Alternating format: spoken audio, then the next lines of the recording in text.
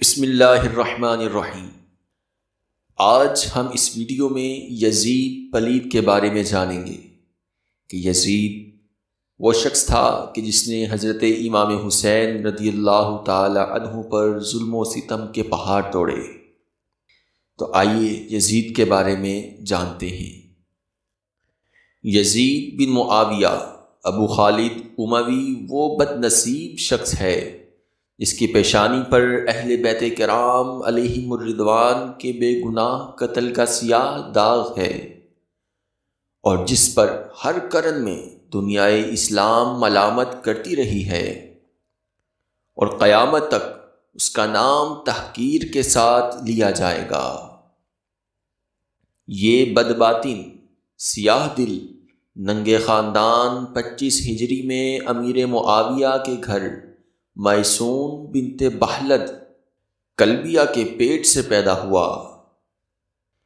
نہایت موٹا، بدنما، کثیر الشعر یعنی بہت زیادہ بالوں والا، بدخلق، تندخو، فاسق، فاجر، شرابی، بدکار، ظالم، بے ادب اور گستاخ تھا۔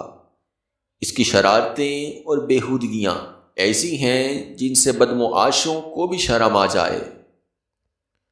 عبداللہ بن حنظلہ ابن غسیل رضی اللہ تعالی عنہما نے فرمایا، خدا کی قسم ہم نے یزید پر اس وقت خروج کیا جب ہمیں اندیشہ ہو گیا کہ اس کی بدکاریوں کے سبب آسمان سے پتھر نہ برسنے لگ جائیں۔ محرم عورتوں کے ساتھ نکاح اور سود وغیرہ کو اس بے دین نے اعلانیہ رواج دیا۔ مدینہ منورہ اور مکہ مکرمہ کی بے حرمتی کروائی۔ ایسے شخص کی حکومت گرگ کی چوپانی سے زیادہ خطرناک تھی۔ ارباب فراست اور اصحاب اسرار اس وقت سے ڈرتے تھے کہ جب عنان سلطنت اس شقی کے ہاتھ میں آئی۔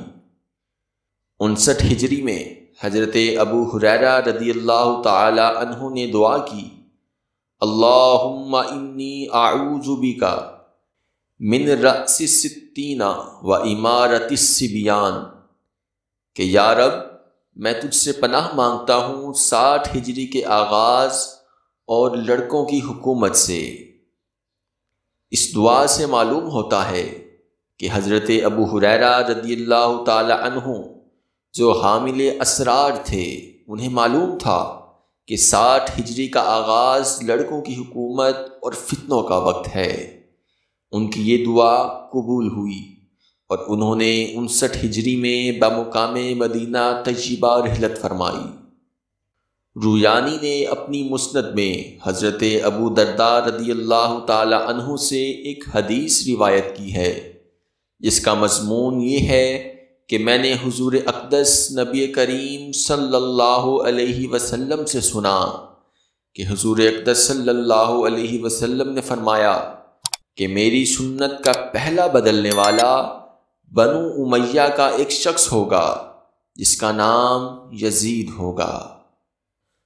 ابو یعلا نے اپنی مسند میں حضرت عبیدہ رضی اللہ تعالی عنہ سے روایت کی کہ رسول اللہ صلی اللہ علیہ وآلہ وسلم نے فرمایا کہ میری امت میں عدل و انصاف قائم رہے گا، یہاں تک کہ پہلا رخنہ انداز اور بانی ستم بنی امیہ کا ایک شخص ہوگا جس کا نام یزید ہوگا۔